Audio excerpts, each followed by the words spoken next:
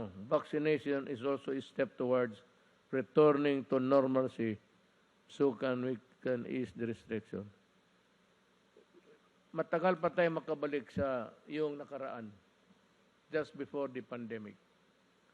I think that it would not be wala man tubig itong pislit ko.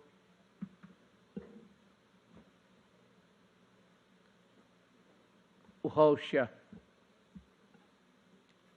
Where was I? We would not be able to return to the old norm.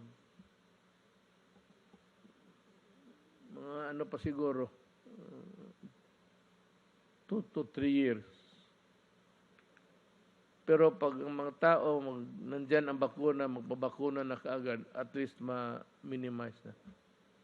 And we can achieve the herd immunity, which is a long shot, but we can attain it with the help of the people.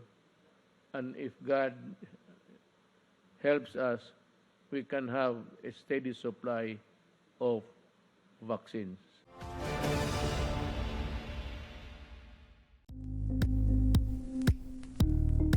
Thank you for watching Politico TV. Please like and subscribe to our channel for more videos.